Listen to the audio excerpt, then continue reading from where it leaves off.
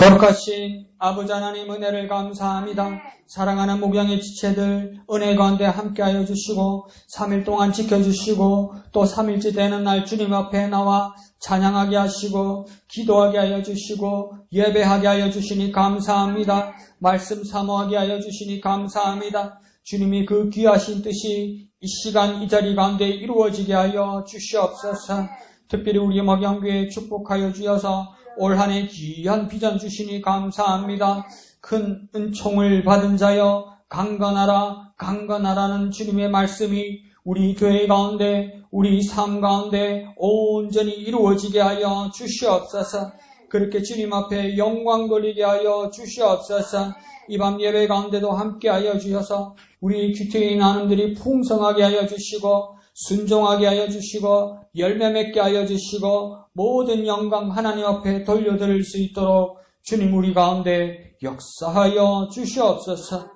모든 것을 감사드리며 거룩하신 예수님의 이름으로 간절히 기도하옵나이다. 아멘. 하나님 말씀 보시겠습니다. 요한복음 13장입니다. 31절에서 38절까지인데요. 오늘은 31절에서 32절까지요. 인숙 집사님 하시고요. 33절에서 34절 이희금 집사님, 34절에서 35절 우리 이양덕 집사님, 나머지 36절에서 마지막까지는 우리 다 같이 하겠습니다. 이양덕 집사님 34절에서 35절. 예.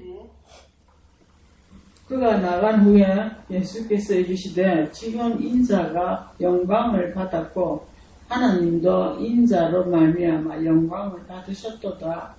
만일 하나님이 그로 말미암아 영광을 받으셨으면 하나님도 자기도 말미암아 그에게 영광을 주시리니 곧 주시리라. 네.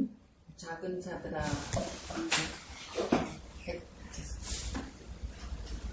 자들아 내가 아직 잠시 너희와 함께 있겠노라. 너희가 나를 찾을 것이나 일찍이 내가 유대인들에게 너희는 내가 가는 곳에 올 수 없다고 말한 것과 같이 지금 너희에게도 이르노라. 새 계명을 너희에게 주노니 서로 사랑하라. 내가 너희를 사랑한 것 같이 너희도 서로 사랑하라. 너희가 서로 사랑하면 이로써 모든 사람이 너희가 내 제자인 줄 알리라. 네, 다 같이요. 시몬 베드로가 이르되 주여 어디로 가시나이까? 예수께서 대답하시되 내가 가는 곳에 네가 지금은 따라올 수 없으나 후에는 따라오리라. 베드로가 이르되 주여 내가 지금은 어찌하여 따라갈 수 없나이까? 주를 위하여 내 목숨을 버리겠나이다. 예수께서 대답하시되 네가 나를 위하여 네 목숨을 버리겠느냐? 내가 진실로 네게 이르노니 닭 울기 전에 네가 3번 나를 부인하리라. 아멘. 31절 오늘 처음 시작할 때 그가 나간 후에죠. 그 위에다 쓰면 됩니다. 그는 누구냐면 유다입니다. 유다. 그러니까 화요일날 어떤 말씀이 있었냐면 유다한테 네가 할 일을 속히 하라. 그렇게 말씀했을 때 그가 나갔다 이러죠. 그러니까 어제 말씀을 봐도 이게 기가 막히는 게 예수님을 배반할 자가 누구냐고 물어봤단 말이에요. 베드로가 시켜서 요한이 물어봤단 말이에요. 그때 예수님께서 분명히 대답하셨어요. 떡 한 조각을 적셔다가 내가 누구한테 줄 건데 그거 받는 사람이 그가 나를 배반할 사람이라고 말씀하셨어요. 그래서 예수님께서 떡 한 조각을 찍어다가 누구한테 줬어요? 유다한테 줬어요. 그러면 상식적으로 우리 어떻게 생각해야 됩니까? 유다가 예수님을 배반하려는가 보다. 그렇게 예상을 하거나 제자들이 깜짝 놀라야 될 거 아니에요. 근데 제자들이 어떻게 생각했다고 이야기합니까? 유다가 동계를 맡은 자, 곧 회개이기 때문에 뭡니까? 명절에, 6월절 명절에 쓸 물건을 사라 말씀하신 것인지 안 그러면 그 돈으로 가난한 자를 위해서 뭘 하라고 하신 줄로 생각하더라 이러잖아요. 왜 그렇게 생각했어요? 그 지 편한 대로 생각하는 거예요.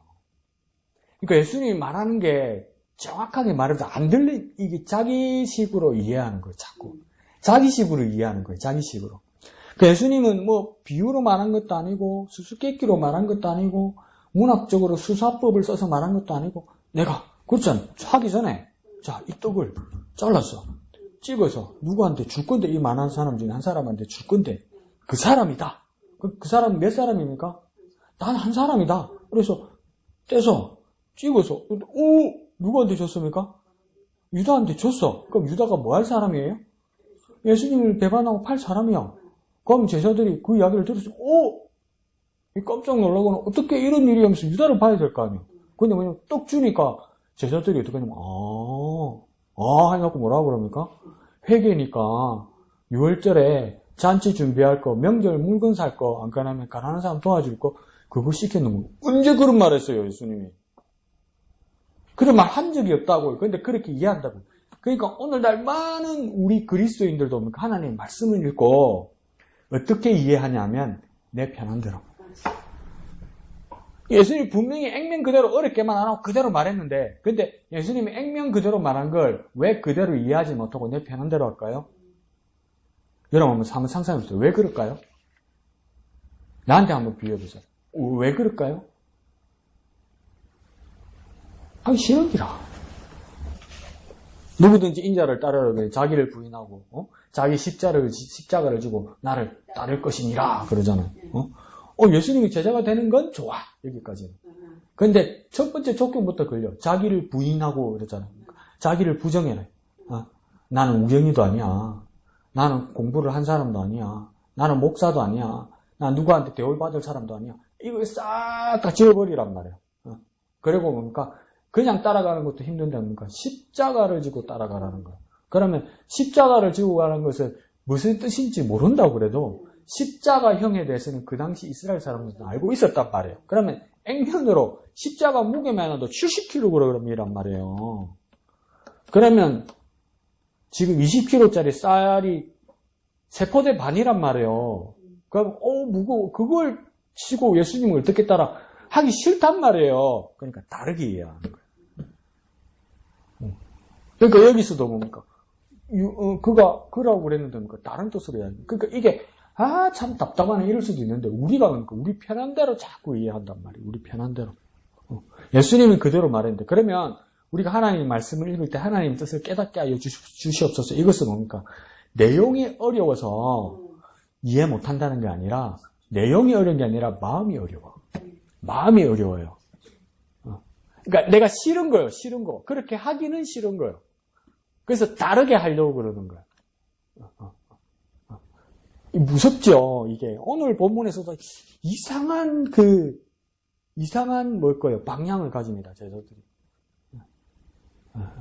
그러니까 우리에게도 그러면 우리가 왜 성령 충만해서 성령으로 하나님의 말씀을 깨닫게 해달라고 하느냐. 이 말은 무슨 뜻이냐면 한 가지 뜻이 더 있는데 이건 뭐냐면 내 생각을 포기하게 해달라고 기도하는 겁니다. 성령으로 깨닫게 하여 주옵소서. 이 말은 뭐냐면 하나님의 말씀은 변함없어요. 어려운 것도 없어요. 그런데 뭡니까? 내 생각을 꺾고 어려워도 하나님의 뜻을 따르게 하여 주옵소서. 그때 성령으로 깨닫고 성령으로 말씀을 깨닫게 하여 주옵소서 이러는 거예요. 내 생각을 꺾어야 하나님의 뜻을 따르는 거예요. 그러니까 내 생각을 꺾고 하나님의 뜻을 따르는 게 첫째 하기 싫고 두 번째 마음이 어렵단 말이야. 그러니까 성령으로 즐거이 하게 해주시고 내 마음이 즐거이 주님 뜻을 따르게 해주시옵소서 이렇게 하는 거예요. 그러니까 양심적으로 생각하면 하나님의 말씀은 어려운 거 하나도 없어요. 내용은 어려운 거 하나도 없어요. 내 마음이 어렵지. 내 마음이 어렵다고 우리 액면도 쉽게 쓰면 뭡니까? 하기 싫어. 하기 싫어. 그러니까 오늘 제자도 어제 그래서 이제 나갔는데 그러니까 유다는 진짜 자기 할 일을 하러 갔죠. 예수님을 팔라고 이제 알려주러 이렇게 간 거 아니에요. 유다는 그렇게 간 거 아니에요. 근데 제자들은 또 뭐라고 생각하고 있는 겁니까? 명절 준비하러 갔다고 생각하는 거죠. 그거 뭡니까? 이해는 했는데 자기식으로 이해한 거죠. 하나님 뜻하고는 아무 상관없죠.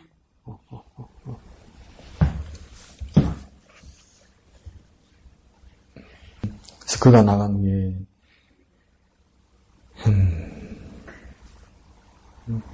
한번 봅시다. 왼쪽에 제목 한번 읽어볼까요? 시작. 죽으심과 새 계명 이렇게 됐다. 그죠? 죽으심에 대해서는 보자. 죽는다는 말은 직접 없다, 그죠? 그 죽으심에 대해서는 뭐냐면 나중에 자세히 보게 되겠는데 31절에 나오는 겁니다. 그 인자의 영광, 이게 죽으심입니다. 그러니까 31 쓰면 되겠죠, 죽으심이. 그러니까 무엇으로 죽으시는가 이럴 때 뭡니까? 하나님의 영광을 위해서 죽으신다 이 말이죠. 그러니까 그 죽으심은 십자가의 죽으심을 말하죠. 네. 그 왜 죽으심이 왜 영광인가? 그건 나중에 한번 보겠습니다. 그 다음 죽으신가? 그 다음 뭐라고 합니까? 새 계명이다. 새 계명은 정확하게 어디 나옵니까? 34절에 나오죠. 그죠? 34절. 그러니까 새 계명이 뭐냐? 이럴 때 뭐라고 34라고 쓰면 되고, 그 다음 어떻게 새 계명을 지키는가? 그것도 구체적으로 나오죠. 34절에 어떻게 하라고 합니까? 그 새 계명의 조항은? 서로 사랑하는 그렇죠. 서로 사랑하는 것. 서로 사랑하는 게 새 계명이네. 이것도 의문 가지 않습니까? 뭐 새삼시를 이게 새 거고 옛날부터 사랑하라고 그래놓고 이거 한번 말씀드려볼까요? 이거 레위기 19장이 벌써 나와요.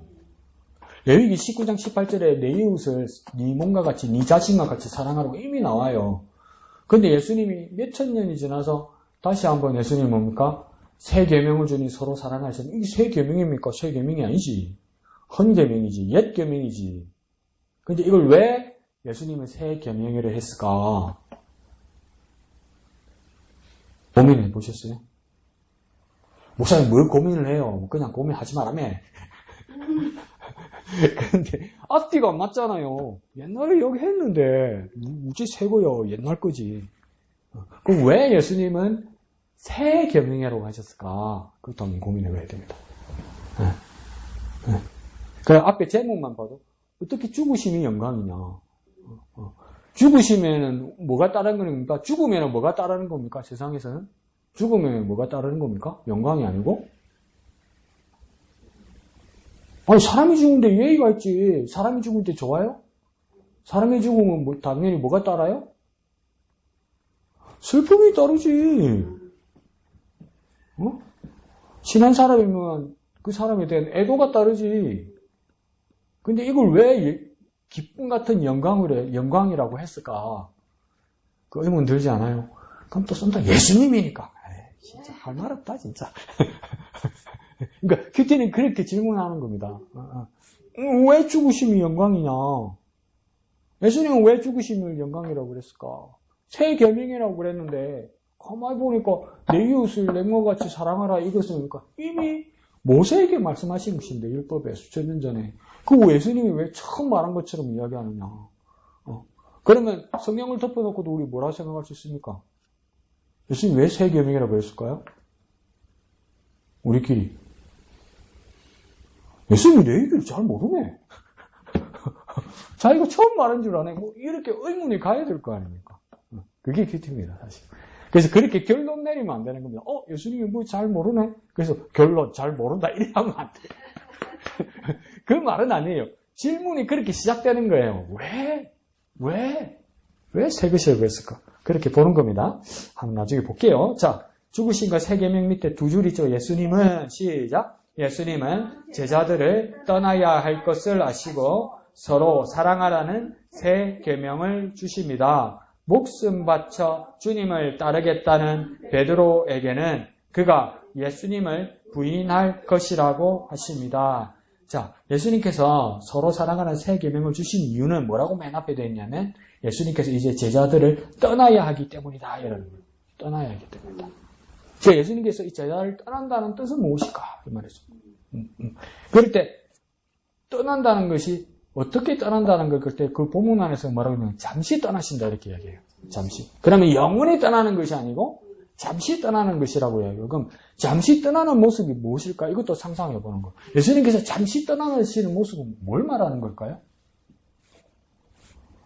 응? 떠나는 거, 떠나는 거. 그렇죠. 죽음이죠. 십자가의 죽음이죠. 그러니까 이걸 내가 또 하나 말씀드려 볼까요? 1. 십자가의 죽음. 2는 뭐냐면 두 번째는 또 뭐라고 추정하냐면 부활해서 승천해서 이제 영원히 하늘로 가시는 거예요. 그러니까 1. 떠난다에다가 1. 죽음. 2. 승천 이렇게 쓰면 돼요. 두 가지 가능성이 있는 거예요. 이게 떠난다는 뜻이 그러니까 1. 죽음. 2. 승천. 그렇죠. 이 둘 중에 무엇일까? 이걸 생각할 수 있는 거죠. 두 개 다라고 말하는 사람도 있고요. 그 다음 문장에서, 이제 목숨 바쳐 주님을 따르겠다는 베드로에게, 그러니까 이게 참 어렵습니다. 이게, 어떻게 보면 베드로 입장만 보면 목숨을 바쳐 예수님을 따르겠다는 베드로의 모습을 보면, 이건 긍정적인 표현입니까? 부정적인 표현입니까? 베드로 말만 보면. 그렇지, 긍정적인 표현이지. 이게 어려운 거예요. 그러니까 예수님 입장에 틀린 건 알겠는데 베드로가 못하는 건 알겠는데 지가 긍정적으로 뭘 하려고 그러잖아요.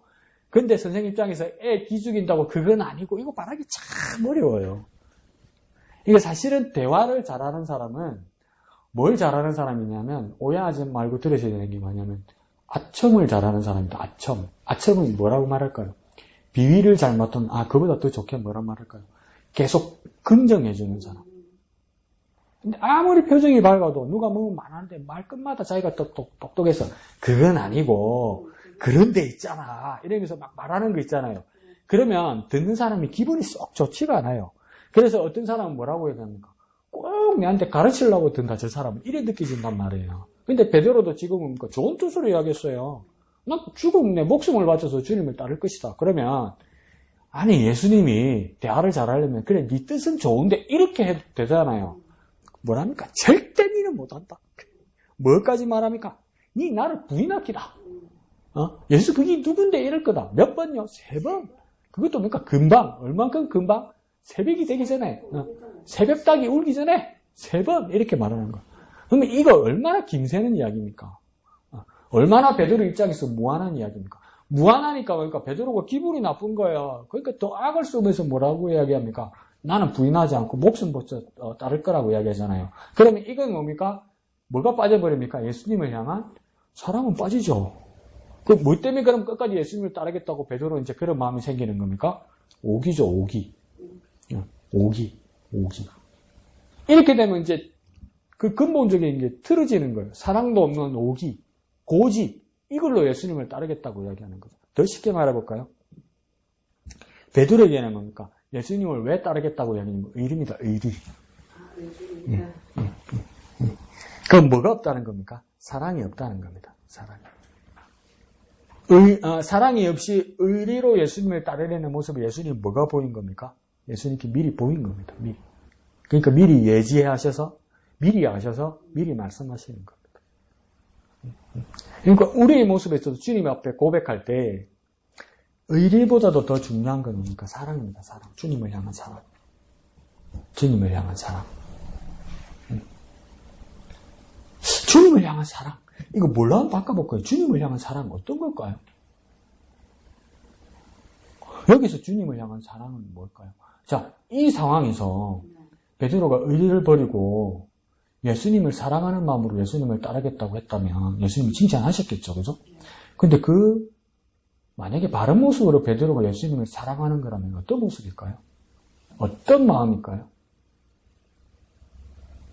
어떨 때 예수님을 사랑할 수 있을까요? 아니야. 자식을 키워보니까 아침에 막 바빠가 학교 간다고 아이가 바닥바닥 거리더니 뭐냐 엄마 수학 문제집 사야 된다. 수학 얼마? 10,000원. 며칠 있다 엄마 산수 문제집 사야 된다. 엄마가 너무 바빠 놓으니까 수학하고 산수하고 같은 게 너무 헷갈려갖고 얼마나 또 10,000원 또 가져가는 거야. 그러면 또 며칠 있다 엄마 왜? 수학 정석 사야 된다고. 그러면 그때는 뭡니까? 우리가 캐제를 부르죠. 우리가 만약에 그랬으면 야 엄마 속는다. 그런데 우리 자식이 그러면 뭡니까? 이 새끼 이거 봐라. 그러면서도 엄마가 더 내줄 때도 있죠. 그러면 엄마가 다 안다 여기서 끝나는 게 아니고 애 보내면서 가만히 생각해 보십시오. 그때 엄마도 알고 있었네. 그때 우리 엄마도 알고 있었네. 네. 더 말씀드려볼까요? 그때 내가 구라치는 거 우리 엄마가 다 알고 있었네. 엄마의 뭘 아는 겁니까? 엄마의 그래도 돈을 내어주는 엄마의 뭘 아는 겁니까? 그러니까 사랑. 그러니까 사랑이 뭐냐고 물어보는 거니까 엄마의 뭘 아는 겁니까? 엄마의 마음을 아는 거죠. 시간 지나서 알게 된 거죠. 그때는 몰랐는데. 그처럼 베드로가 정말 주님을 사랑함으로 주님을 따른다면 첫 번째 선결 조건은 뭐냐면 예수님의 마음을 알아야 돼요. 내 마음이 중요한 게 아니에요. 내 마음이 중요한 게 아니야. 근데 베드로는 뭡니까? 예수님을 바라보면서 예수님을 따라가는데 중요한 게 뭐냐면 자기 마음이라. 근데 우리 많이 그렇지 않아요? 사랑하는 내 마음을 알아들어야 해. 내 니 사랑한다. 내 니 사랑한다. 하면 사랑하는 당신 마음이 무엇인지 다 알고 싶고 아는 것도 있고 다 알고 싶다. 이게 사랑이잖아요. 근데 어떻게 되냐면 내 니 사랑한다. 그 내 마음을 알아둬라. 이게 사랑이라고 생각한단 말이에요. 그걸 전문 용어로 요즘 뭐라 합니까? 파출소에서 가르치는 그게 스토커야. 상대방의 마음을 알려고 하고 상대방의 마음에 맞추어서 하는 것이 사랑이지. 내가 니를 애착하기 때문에 내 마음을 알아들라는 건 스토커란 말이에요. 근데 베드로도 지금 뭐 하고 있는 겁니까? 내 마음을 알아달라는 거야. 그러니까 누구 마음을 모르는 겁니까? 예수님 마음을 몰라.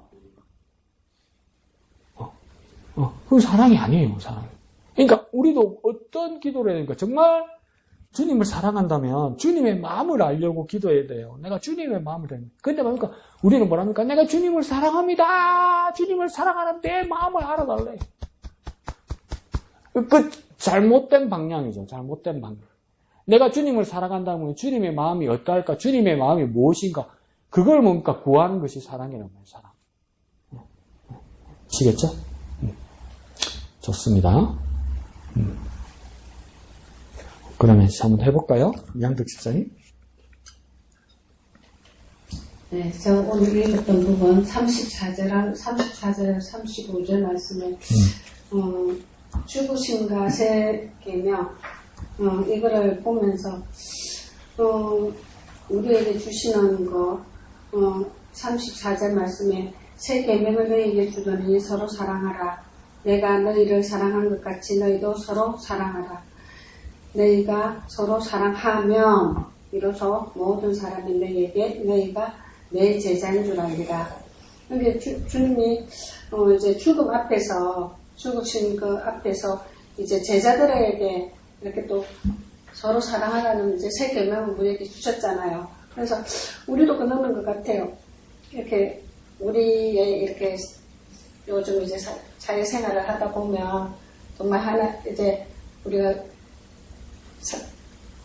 우리 이웃을 딱 이렇게 보면 이제 허점을 많이 보는 경우가 또 있고 이러다 보니까 우리가 정말 이 주님께서 주시는 계명에 우리가 더 동참해야 되겠고 정말 주님 말씀에 우리 더 나아가야 되겠다는 이 마음도 있고 입으로만 사랑한다는 우리의 모습보다는 이제 우리가 몸소 서로 그를 섬기고 서로 정말 주님께서 하신 것처럼 내가 너희를 사랑한 것 같이 너희도 서로 사랑하라.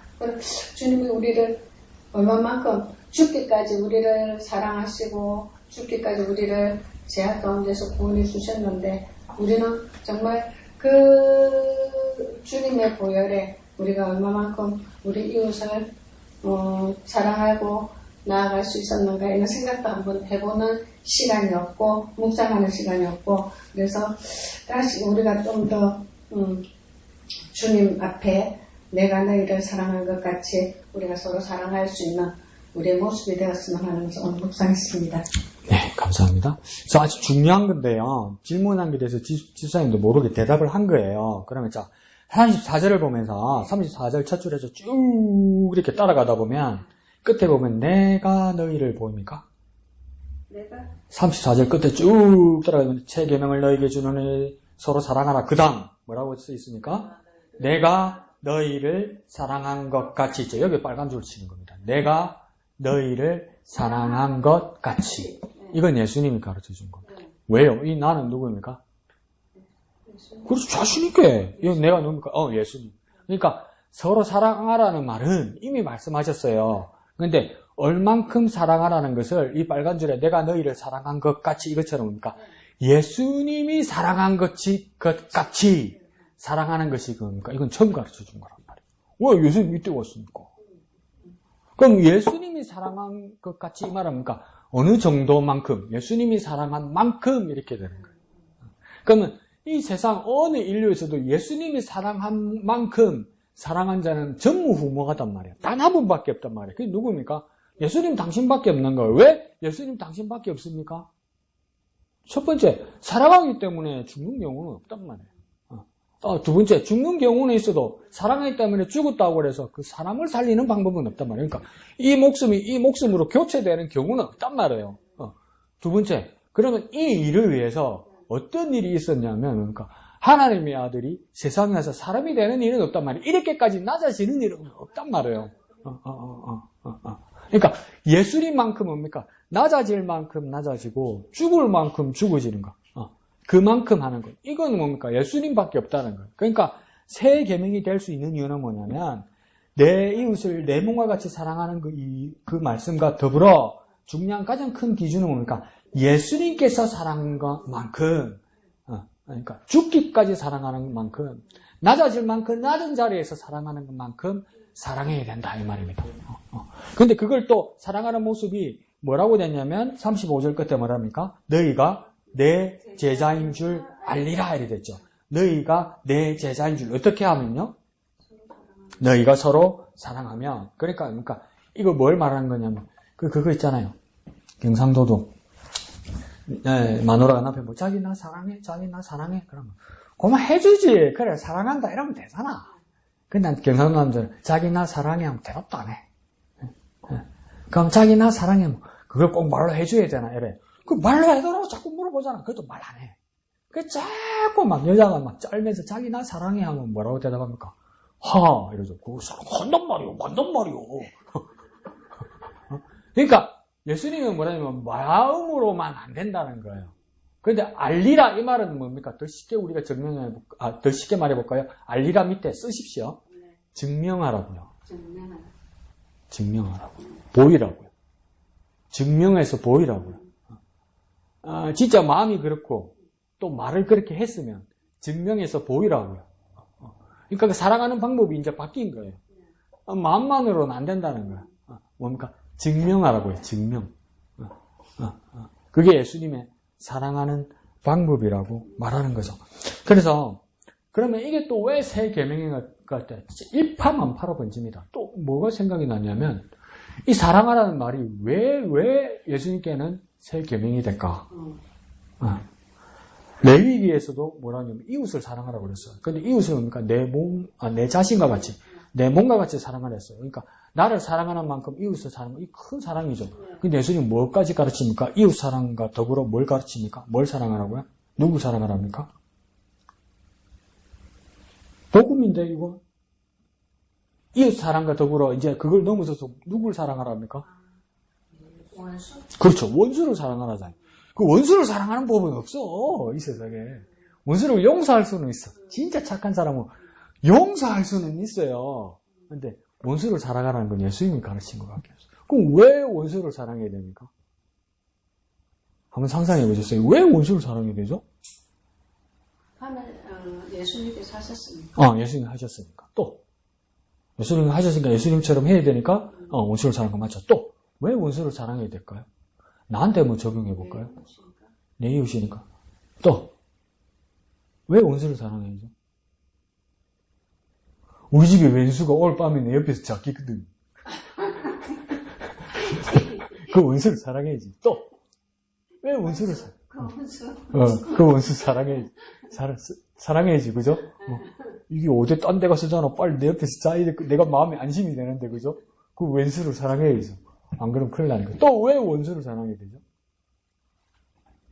진짜 근본적인 게 있어요. 한번 생각해 보면. 원수. 내가 내가 예수님께 원수였잖아. 내가 원수였잖아. 근데 나를 사랑하셔서 구원하셨잖아. 그 원수를 사랑하지 않으면 나 구원 못 받아요. 뭐 우리가 자격이 있어서 구원받아요? 자격이 있어서 사랑받아요? 원수를 사랑하시겠다고 대선언을 하셨기 때문에 그렇게 작정하시고 일을 하셨기 때문에 사랑받은 거 아니에요. 그러니까 하나님 예수님께서 가르쳐 주시고 예수님께서 보여주시고 예수님께서 우리에게 가르쳐 주신 대로 하지 않으면 가장 큰 문제가 되는 건 뭐냐면 우리 구원 못 받아요. 우리가 구원 못 받아요. 우리 자신이. 우리가 원수였잖아. 우리가 하나님께 원수였잖아. 우리가 죄인이어서 원수였잖아요. 그러니까 예수님께서 원수를 사랑하기로 작정하지 않으셨으면 우리 큰일 나는 거예요. 우리가 뭐가 대단하고 자격이 있고 무슨 공로가 있어서 구원받는 거 아니잖아요. 원수였던 우리를 주님께서 우리를 사랑하셔서 구원하신 거 아니에요.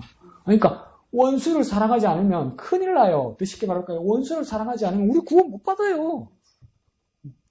그 뭐라 씁니까? 내가 원수였다. 그러니까 당연히 원수 사랑해야지. 내가 사는 법이에요. 원수를 사랑하는 방법은 내가 사는 방법이고 내가 사랑받았고 내가 구원받았던 증명이에요, 여러분.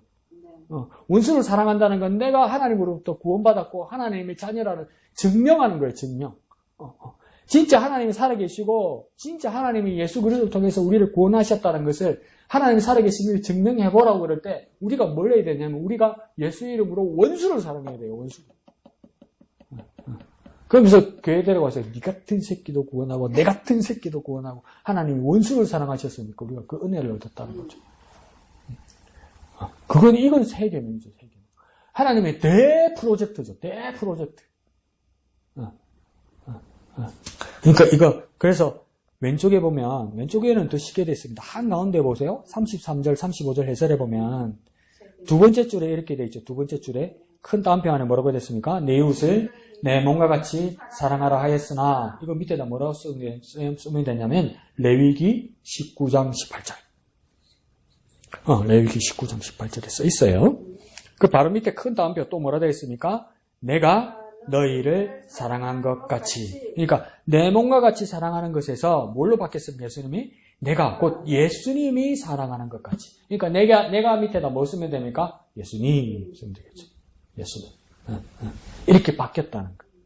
그런데 저는 더 나아가서 뭐라 했습니까? 원수를 사랑하신다는 거. 원수를 사랑했기 때문에 내가 구원받은 거예요.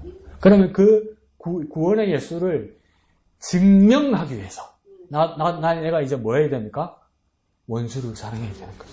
원수를. 그런데 이 사랑하는 방법이 뭐라고 했습니까? 서로 사랑하라고 그랬단 말이에요. 서로. 그래서 내가 이거는 여러 번 말씀드렸죠. 서로 사랑하는 모습은 뭐냐면 영어에서는 내가 몇 번 말씀드렸을까요? 서로 사랑하는 방법을 영어에서 두 가지로 표현해요. 첫 번째는 뭐냐면 each other 이렇게 써요. each other. each other. 그 두 번째 서로 사랑한다고 표현할 때는 뭐라고 쓰냐면 one another 이렇게 써요. 첫 번째 each other은 뭐냐면 둘이 눈이 맞은 거.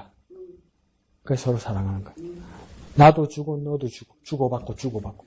두 사람이 마주보고 주고받는 것, 이게 뭡니까? each other 서로 사랑하는 거. 그럼 이게 누구끼리 사랑하는 게 each other겠습니까? 부부죠, 부부. 응? 남편과 아내. 그런데 뭡니까? 남편이 each other라고 바람이죠, 이게. 맞아, 죽을 놈이죠, 이게. 그러니까 서로 사랑할 때 each other는 뭡니까? 서로 주고받는 거죠. 그런데 one another는 뭐냐면 모두를 사랑하는 겁니다. 조건을 바라지 않고 내가 줬으니까 받을 것을 기대하지 않고 모두를 아낌없이 베푸는 거. 이게 뭡니까? 서로. 그러니까 주님께서 예수님 이것도 뭡니까? 주님께서 each other 사랑하지 않고 one another 사랑했기 때문에 내 차례도 돌아오는 거예요. 예수님께서 이 세상에 오셔서 눈 맞은 놈만 사랑해주고 구원했으면 내 차례가 어딨어? 어딨어요? 12를 사랑하기도 힘들지, 예수님은. 12제자를 사랑하기도. 그런데 보니까 풍성하신 은혜로 모두를 사랑하는데 그 모두를 사랑하는 정도가 자기 당대에 있는 사람들 모두만을 사랑하는 것이 아니고 그 이전과 그 이후의 사랑까지 사랑하신단 말이에요. 그게 뭡니까? 예수님께서 말하는 서로 사랑이라. 그러니까 뭡니까? 더 쉽게 우리 큐티로 적용하면 뭐냐면 내가 좋아하는 사람만, 내가 마음에 드는 사람만 사랑하는 건 그리스도의 사랑이 아닙니다. 내 마음에 드는 사람, 내 비위에 맞는 사람, 내 마음에 드는 사람만 끼리끼리 이거는 뭡니까? 예수님이 가르치는 서로 사랑이 아닙니다. 더 말해볼까요? 예수님께서 가르친 이 서로 사랑은 뭡니까? 껄끄러운 것들도 서로 사랑하는 겁니다. 껄끄러운 것도 주님의 마음으로, 주의 사랑으로 사랑하는 겁니다.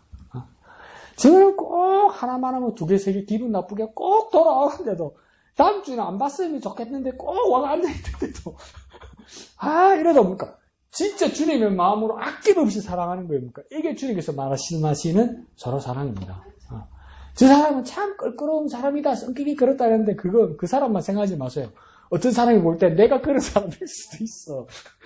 말을 안 해서 그렇지. 그래서 그러니까 주님의 마음으로 모두를 그렇게 사랑해요. 모두에게 베푸는 거예요. 그러니까 오늘날 교회에도 그게 장점이면서도 단점이 되는 게 뭐냐면 큰 교회, 이렇게 규모가 큰 교회가 내어놓았던 대안이 뭐냐면 방모임, 셀 모임, 구역 모임 이런 거란 말이에요. 좋죠. 그러면 서로 이렇게 개인적인 관계와 깊은 교제와 이런 것들은 정말 좋은 거란 말이에요. 근데 이게 규모가 커지다 보니까 이제 연령대로 성별로 모이다가 어떤 큰 교회를 가면 이제 자기도 모르게 이렇게 계속 이렇게 나눠지잖아요. 그러니까 한 대여섯 명으로 이렇게 잘 알맞다 보니까. 그러니까 이상하게 갈리는 거예요. 나중에 뚝 가서 보면 뭐 경제 수준, 직업, 학력, 뭐 동창. 그러니까 이게 어떤 일이 있었냐면 서울의 큰 교회에 막 규모 있는 교회들 있잖아요. 거기서 뭘 하면 성공한다냐면 여기 하면 다른데 옛날에 아메이 동창회를 하면 돈 번다는 거예요, 교회에서. 그렇게 돼버리는 거예요, 이게.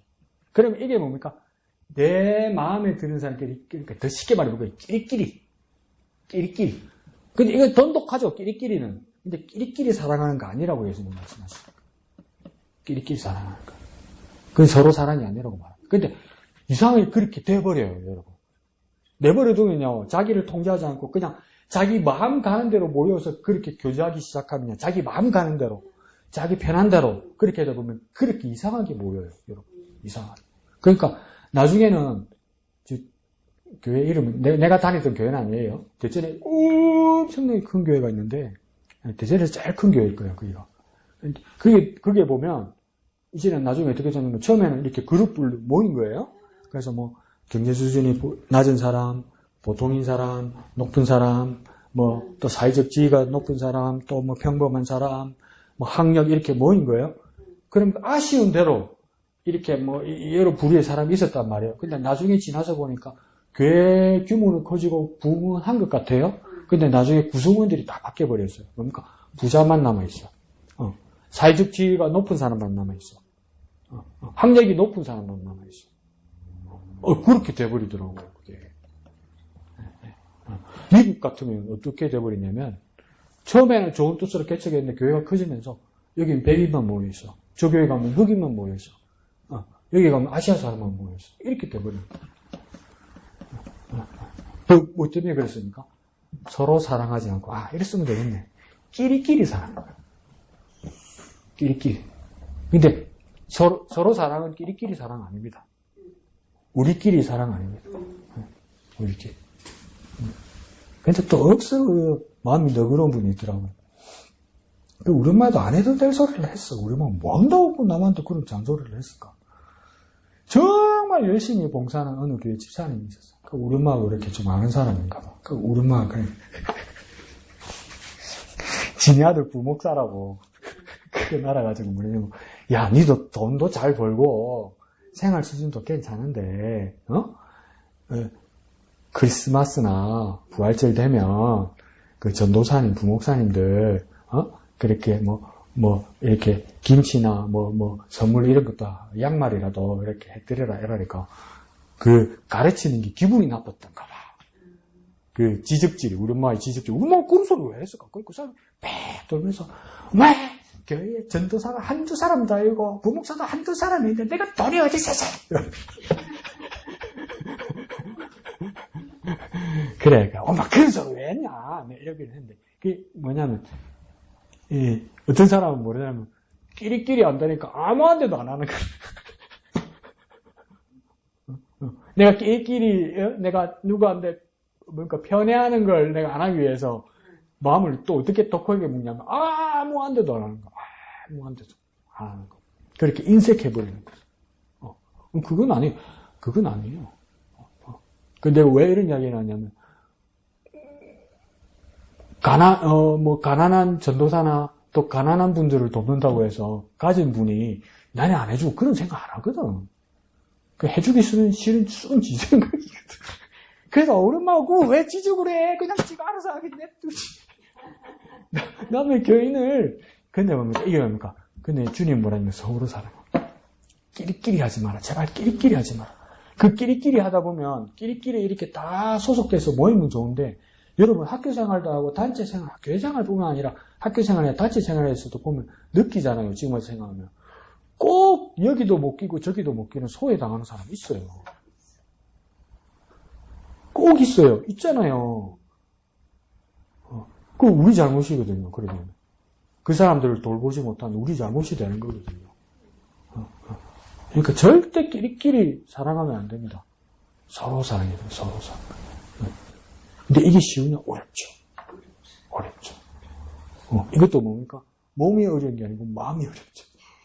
아, 저거하고는요, 이야기하면 끝판에 꼭 마음이 상해. 근데 저 사람은 참 말하는 걸 좋아해. 그러니까 그렇다고 떠돌릴 수는 없잖아.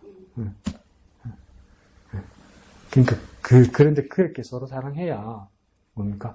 증명하는 겁니다. 증명. 예수님이 사랑하신 것을 우리가 증명하게 되는 겁니다. 세상 사람들이 교회를 불신임하고 하나님 안 계신 것 같고 예수님이 구원하지 않은 것 같다고 오늘 21세기에 이렇게 퍼센테이지가 올라가는 건 뭐냐면 우리가 책임져야 되는 겁니다. 우리의 삶이 예수님을 증명하지 못하고 부정하는 거죠. 그러니까 우리의 삶이 다시 증명해야 됩니다. 사랑하는 모습. 그렇게 나아가시길 부탁드립니다. 예, 목사님. 32절 마지막 부분에 보면 하나님도 자기로 말미암아 그에게 영광을 주시리니 라는 그 말씀이에요. 그 31절 그가 나갔다라고 하는 것이 어떻게 보면 예수님께서 보내셨거든요. 네가 하는 일을 속히 하라라고 그렇게 말씀하시면서 가룟 유다가 가고 나니까 지금 31절에 보면 지금 인자가 영광을 받았다라고 얘기해요. 지금 나가고 나는 지금 영광을 받았다. 좀 말씀이 좀 어렵고 그 다음 32절에 있는 말씀도 막 이렇게 헷갈리게 막 이렇게 막 써져 있어가지고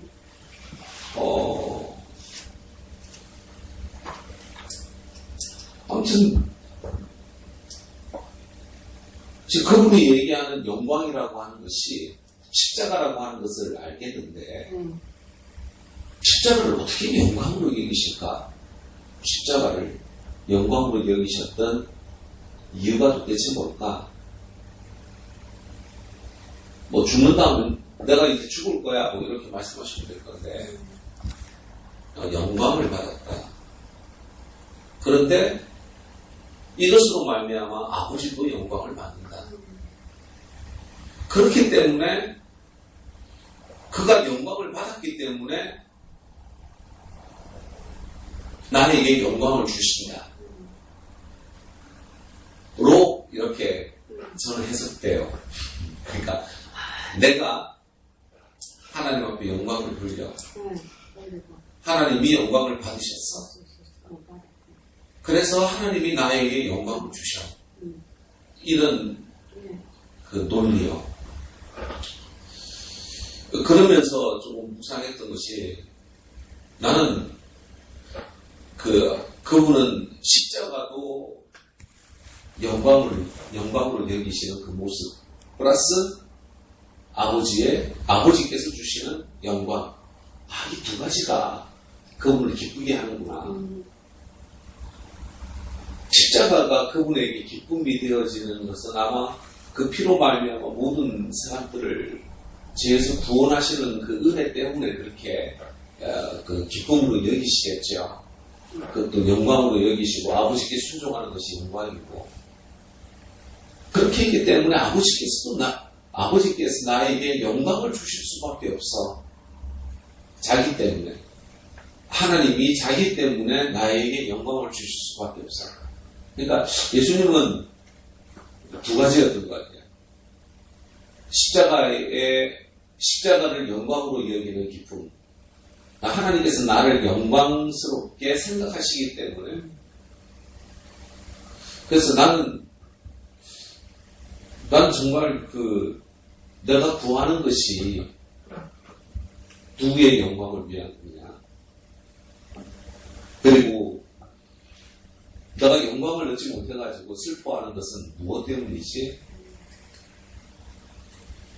내가 슬퍼하는 것이 있다고 한다면 왜 슬퍼하는 거지? 이스라엘 백성들도 바란 광야에서 12명의 정탐꾼이 와가지고 보고회를 열 때 그 10명 편에 서서 모두가 다 슬퍼했거든요. 그들이 슬퍼했다라고 하는 이유 때문에 40년을 돌았는데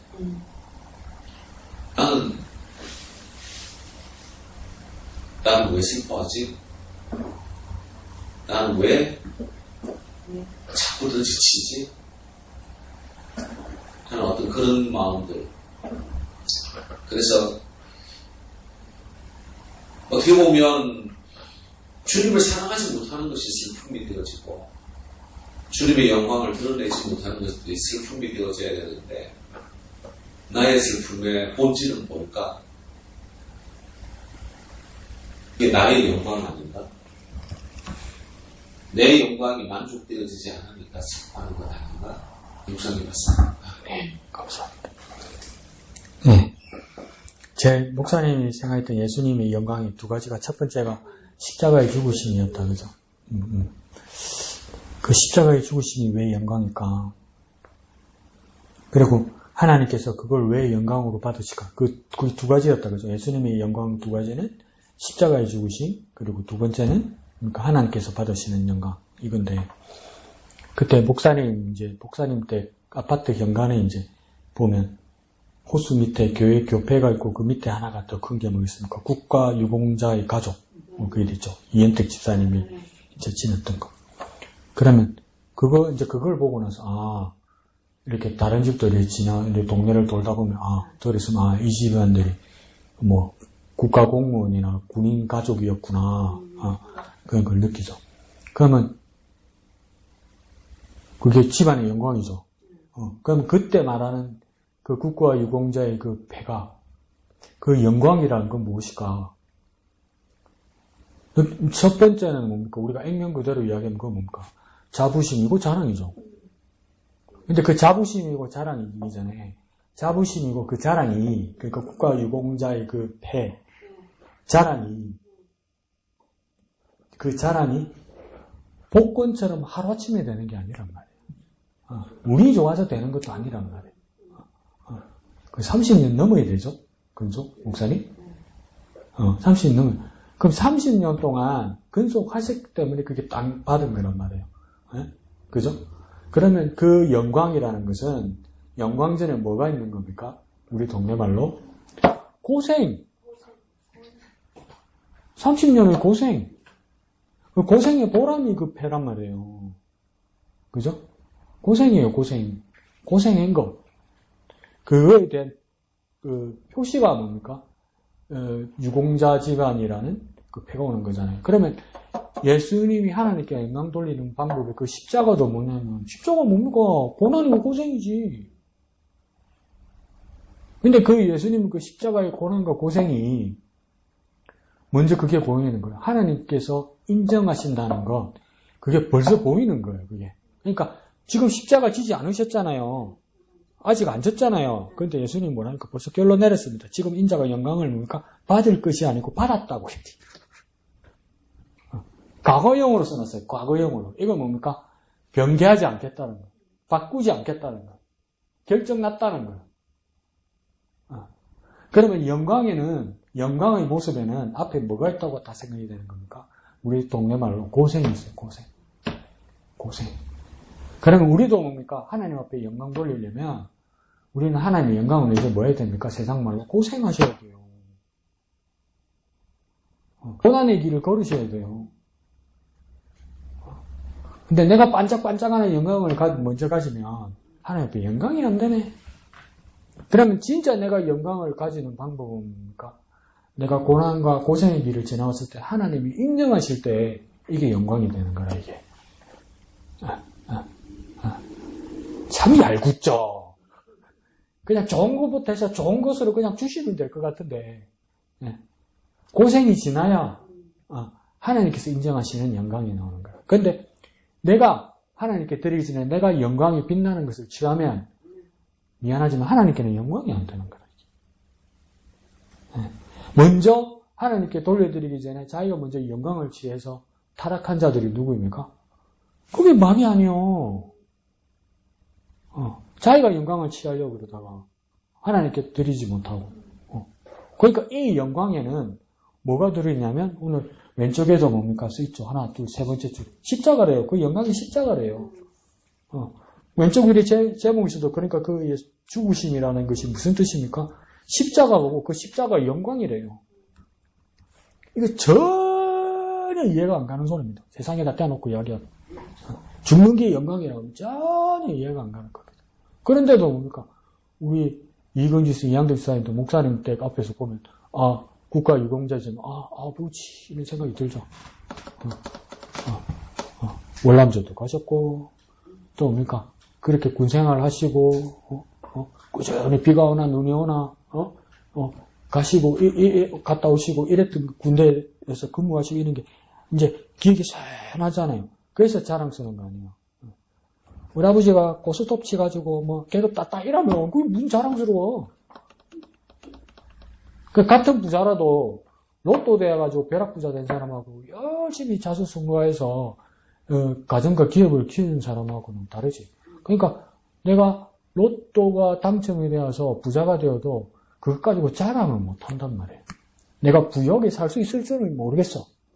1등이 돼서 그것 가지고 마음껏 누리고 살 수 있을지는 모르겠어. 근데 그게 대외적으로 자랑은 안 돼. 자랑스럽게 말할 수 있어요? 네, 로또 됐다 하면서 막 자랑할 수 있어요. 자랑 안 돼요. 그 말하는 놈 바보야. 부끄러운지도 모르는 거야, 그게. 그러니까 밑바닥부터 열심히 다져서 이렇게 세워서 뭡니까? 한 가게를 이루거나 기업을 이뤘다 할 때 그 자랑이 되지. 그 영광이란 건 그런 거예요. 그런데 그 영광이 그러면 31절 끝에 인자가 영광을 받았고 그 영광은 뭐라고 쓰면 되겠습니까? 예수의 십자가 죽으심 이렇게 쓰면 됩니다. 예수의 십자가 죽으심 이렇게 쓰면 됩니다. 그러니까 말이 안 되는 건데 깊이 묵상하면 우리는 하나님의 마음을 이제 이해합니다. 더 쉽게 한번 생각해 볼까요? 십자가의 죽으심이 왜 영광이 되죠? 한번 생각해 보실까요? 십자가의 죽으심, 예수님 십자가의 죽으심이 왜 영광이 되지? 그럼 또 쓰시죠. 가로는 네가 이때까지 설명했잖아. 이러지 말고 또 다른 거. 예수님 십자가의 죽으심이 왜 영광이 되죠? 그렇지. 너무 교양 있게 말한다. 내 죽을 거 예수님이 죽은 거 아니야. 그러니까 예수님 안 죽으면 누가 죽어야 돼? 그럼 내가 죽어야 돼. 그러니까 예수님이 죽으심이 은혜고 선물이라고 그러니까 그냥 내가 사는 인생에서 뭐 하나 더 얹어준 걸로 착각하는 거예요. 그거 아니에요. 내가 사는 삶에서 예수 믿어서 그러니까 그냥 이렇게 살다가 예수님 믿어서 은혜 받아서 구원받아서 하나 더 얹어서 사는 거다. 이게 아니에요. 나는 그냥 죽어야 되고 나는 멸망받아야 되고 나는 심판받아야 되고 내가 끝날 사람이에요. 그런 나를 대신해서 예수님이 죽으신 거예요. 그러니까 예수님이 십자가를 바를 때 우리도 예수님이 십자가가 뭐가 되는 겁니까? 영광이 되는 거예요. 예수님이 뭘 보시고 죽으신, 또 세상 말로 해볼까요? 예수님의 고생을 보고 예수님의 고난을 보고 내게 영광이 되는 거예요. 왜요? 죽을 내 대신 예수님께서 죽으셨단 말이에요. 그러니까 예수님이 죽으심이 영광이 된다는 것은 우리는 100번 이해해야 돼요. 이걸 완전하게 100번 이해하지 못하면 저와 여러분 구원받은 사람 아니에요. 예수님의 십자가가 내게 영광이 된다는 거 무시? 뭔데? 몰라. 여러분 당신 구원 못 받은 거예요. 이해하지 못하고 믿지 못하고 확신 못하는데 지금 말 못듣게 하네. 강하게 해야 돼요. 강하게 키워야지. 키우는 게 어딘데. 근데 딱 늙었다 이제. 그럴 수도 있는데. 자, 그러면서 32절 끝에는 뭐라고 합니까? 하나님도 자기로 말미암아 그에게 영광을 주시리니 이러잖아요. 그러니까 예수님이 받은 영광이 있고 하나님이 끝에 이제 뭡니까? 그에게 예수에게 주실 영광이 있단 말이에요. 그러면 이게 뭐냐면 극대극입니다. 그러니까 오른쪽 맨 위에 예수님의 영광은 뭐냐면 십자가의 죽으심이고 맨 끝에 하나님이 주시는 영광은 뭐겠습니까? 정반대야. 뭡니까? 부활승천이에요. 부활승천. 그에게 예수에게 주는 거니까. 예수에게 주는, 하나님이 예수에게 주는 겁니까? 부활승천이라. 그러니까 맨 앞에 영광은 뭡니까? 십자가의 죽으심이고 맨 끝에 영광은 뭡니까? 부활승천이라. 부활승천. 그러니까 영광을 그러면 두 가지로 뭐로 생각할 수 있습니까? 영광이 첫 번째는 뭡니까? 고난이고 십자가예요. 근데 또 영광은 뭡니까? 부활이고 승천이에요. 그러니까 그 영광 안에 있다는 거예요. 우리가 그 영광 안에. 예수께서 겪으시고 하나님께서 베푸신 그 영광 안에 있는 거예요. 첫 번째 영광은요, 십자가의 죽으심이고, 두 번째 영광은요, 하나님께 주시는 부활 승천이라는 거예요. 그 영광 안에 우리가 은혜를 누리면서 사는 거예요. 그 안에. 놀라운 일입니까? 이 영광 안에 있는 거예요. 근데 목사님이 걱정하시는 것처럼, 그 영광을 내가 먼저 갖고 싶은 거죠. 저도 그래요. 내가 갖고 싶고, 내가 누리고 싶고, 근데 내가 만족이 안 되고 뭔가 부족하고 막 이런 마음이 드는 거죠. 근데 내가 먼저 가지려고 자꾸 그런 마음이 나한테 드는 거죠. 나는 그래요. 내가 영광을 갖고 싶고 내가 그 영광을 가지지 못해서 슬픈 거는 내가 어디서 나는 어디서 생기는 줄 아세요? 비교의식이더라고. 비교의식. 다른 사람하고 비교할 때 생기더라고. 근데 그러면 그겁니까? 그건 영광도 아니야. 사실. 세상에서 사라질 것들이에요. 세상에서 사라질 것들. 근데 뭡니까? 그게 자꾸 보여. 그게 자꾸 보여. 그거 나하고 자꾸 비교돼. 그럼 예수님께서 확정하신 영광과 하나님께서 주시는 영광은 아니라는 거 그냥 잘 깨달으면 되는 거죠. 그런데 그게 자꾸 삶에서 뭡니까? 나한테도 걸림이 돼요. 걸림. 그 영광은 뭡니까? 고생하신 예수님, 고난받으신 예수님, 그를 통해서 하나님께서 베푸시는 부활 승천. 그것이 무엇입니까? 영광입니다. 자, 그러면서 이게 오늘 본문에서는 네 단락으로 나와있다. 그죠? 31절, 33절, 34절, 36절 이렇게 하면서 각 단락으로 이렇게 나눴잖아요. 근데 33절에 보면 예수님께서 잠시 너희와 함께 있겠다가 너희가 나를 찾을 것이다. 그렇지만 너희가 유대인들에게 말한 것처럼 나 있는 곳에 올 수 없을 것이다. 그러니까 이 말입니까? 잠시 함께 있다가 잠시 제자들과 같이 있을 수 없다고 이야기하는 거잖아요. 예수님이 부재할 거라고 이야기하잖아요. 그러면 이것 때문에 불안하단 말이에요, 사람들이. 근데 이것도 잠시 있다가 잠시 안 계시는 게 뭘까 할 때 앞에 말한 것처럼 두 가지가 경우가 생겨요. 잠시 안 계셨다가 잠시 다시 나타나시는 모습을 뭐라고 하냐면 잠시 안 보일 때가 십자가에서 죽으심이라고 생각해요. 어떤 사람들은. 그러고 부활하셨을 때 다시 나타나는 것이다. 또 어떤 사람들은 뭐라고 이야기하냐면 잠시 안 보이신다. 이 말은 그러니까 드디어 하늘로 승천하셨어요. 그럼 가버리는데 근데 잠시 어떻게 오세요? 잠시 어떻게 오십니까? 사도행전 1장처럼 뭡니까? 예수의 이름으로 성령으로 오셔서 영원히 우리와 함께 하신단 말이에요. 근데 지금 뭡니까? 그 다음 단락에서 누가 나오는 겁니까? 우리 이양득 집사님 말한 것처럼 예수님이 새 계명을 말씀하신단 말이에요. 서로 사랑하라고. 그러니까 잠시 있다가 잠시 사라지고 너희들이 이렇게 부재했다가 너희들과 함께하고 이런 이야기를 했다가 그 다음 이어지는 예수님의 말씀은 뭐냐면 새 계명으로 서로 사랑하라는 거예요. 근데 마지막 단락에서는 누가 먼저 말을 시작합니까? 예수님이 아니고 베드로가 먼저 말을 시작하는데 베드로가 뭐라고 질문합니까? 오늘 36절에 뭐라고 질문합니까? 주여 어디로 가시나이까? 그 베드로의 관심이 어디에 있는 겁니까? 새 계명에는 없어. 예수님 실컷 설명했는데 안 들었어. 왜 안 들었을까요? 왜 안 들었을까요? 지 하고 싶은 말은 따로 있는 거예요. 뭐가 따로 있습니까? 예수님 가는데 따라가야 되는 거예요. 왜요? 예수님 없으면 큰일 난다. 이거밖에 없는 거예요. 그러니까 우리에게 가장 큰 오늘날 그리스도 저를 포함해서 많은 그리스도인들의 가장 큰 문제는 뭐냐면 주님을 내 방향으로 내가 끌고 가려고 그런다고.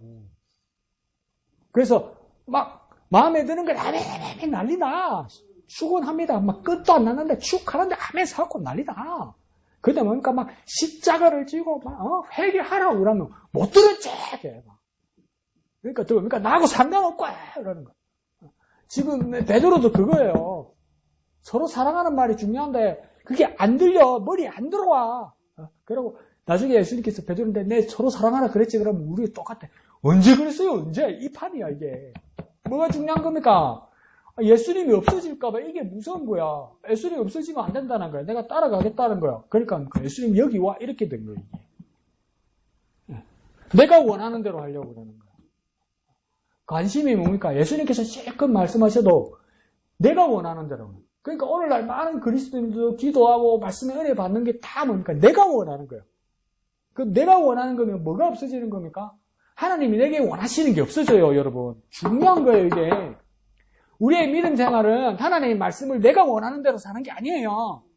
내가 원하는 대로 하나님의 말씀을 가져와서 쓰는 게 아니에요. 더 서운하게 말씀드려볼까요?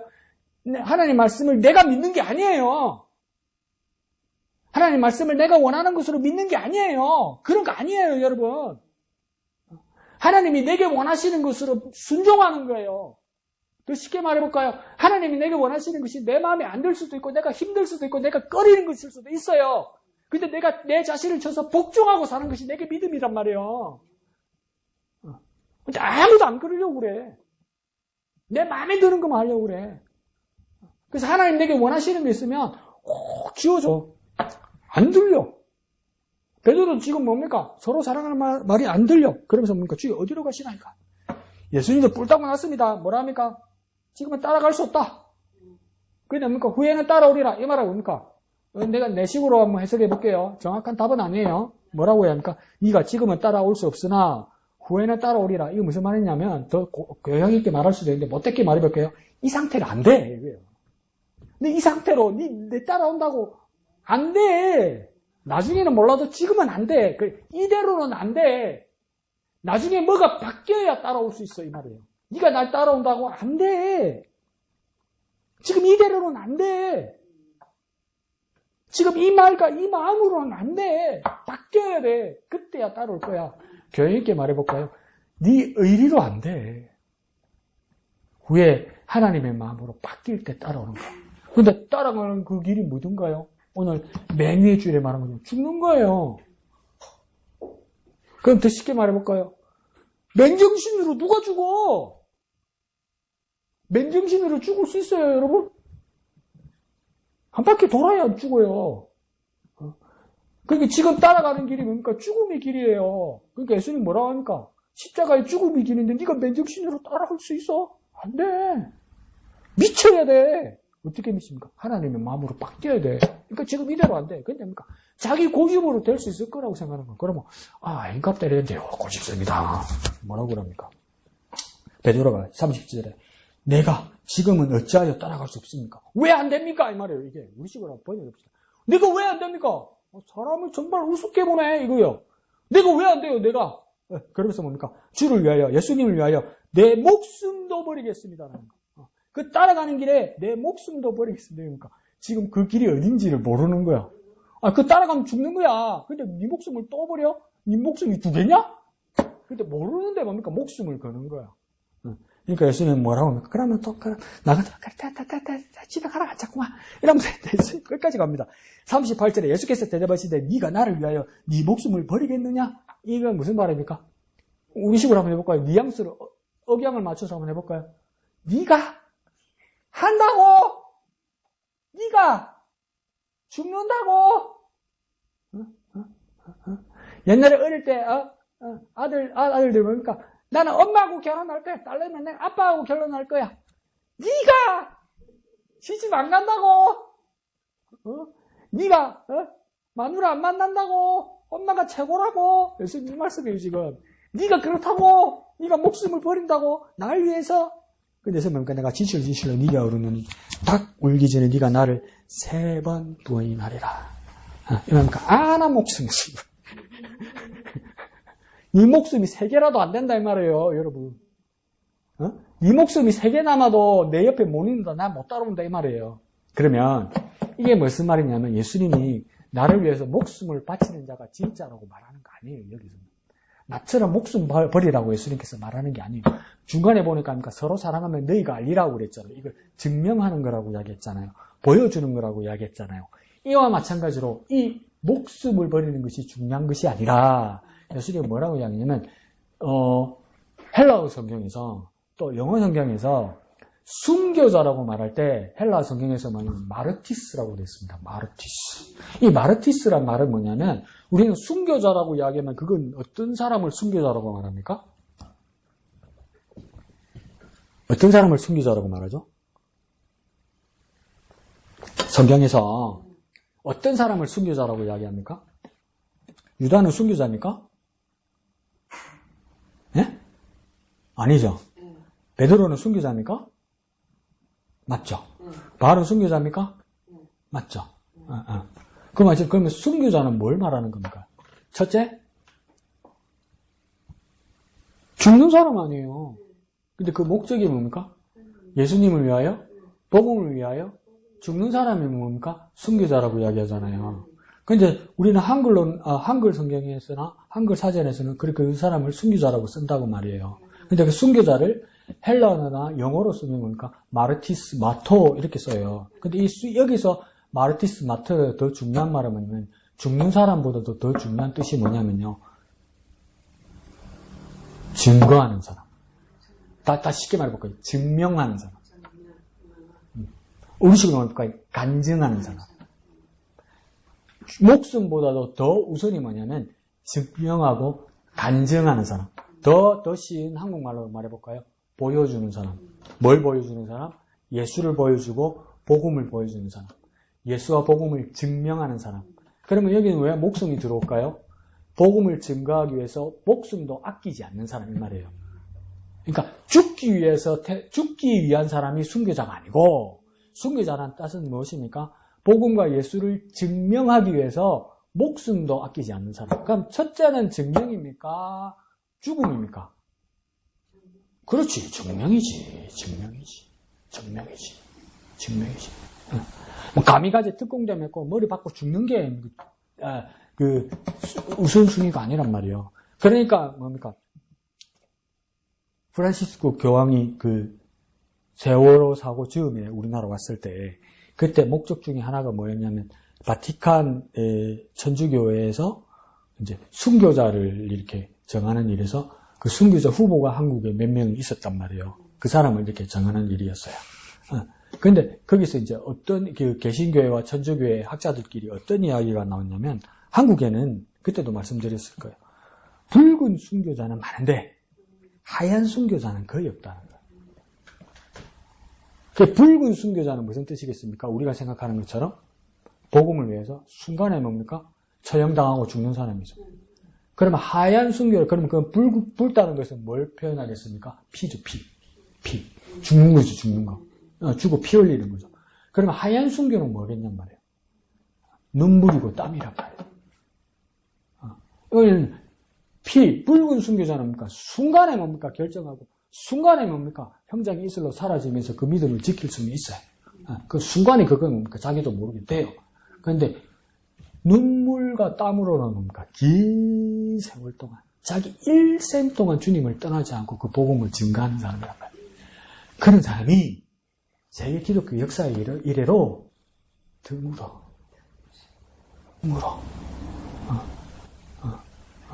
3.1 운동 때, 33인. 그러니까, 사인했던 독립선언 33인 중에 가장 많은 그 종교인이 기독교인이었어요. 근데 전부 다 변절했단 말이에요. 나중에. 그러니까, 위협하고 죽이려고 하니까 무서워서 다 변절하더란 말이에요. 다. 그게 역사예요, 여러분. 근데 그러니까 그걸 변치 않고 눈물과 땀으로 견디는 사람은 드물어. 그럼 더 중요한 건 뭡니까? 눈물과 땀으로 뭡니까? 복음을 증가하는 게 중요하지. 에익하고 죽는 건 중요하잖아요. 그러니까 그런데 뭡니까? 베드로는 뭡니까? 죽어버릴 거라는 거야.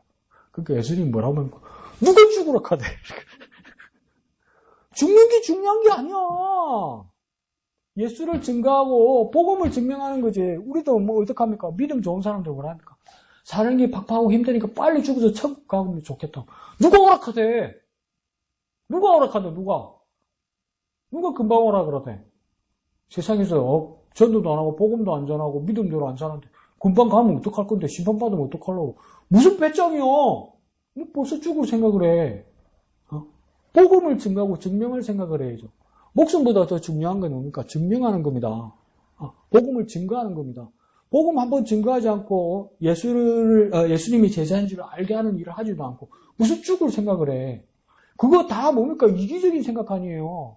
더 살라니까 힘들고, 더 살라니까 어렵고, 더 살라니까 귀찮고, 에레이! 믿음은 에라이가 아닙니다. 믿음은 에라이가 아니고, 믿음은 십자가예요. 그러니까 예수님도 뭐 한다고 그렇게 죽어요. 그냥 죽는 게 중요하면, 그냥 이렇게 단칼로 목베임 하면 되지. 재판 3번 받고, 채찍 맞고, 십자가 지고 올라가서 양손 양발에 9시간 넘게 왜 그렇게 밖에 있어야 돼요? 그 자폭이 아니에요, 여러분. 자폭이 아니에요. 그러니 베드로가 뭡니까? 그걸 잘못 알고 있었던 것이죠.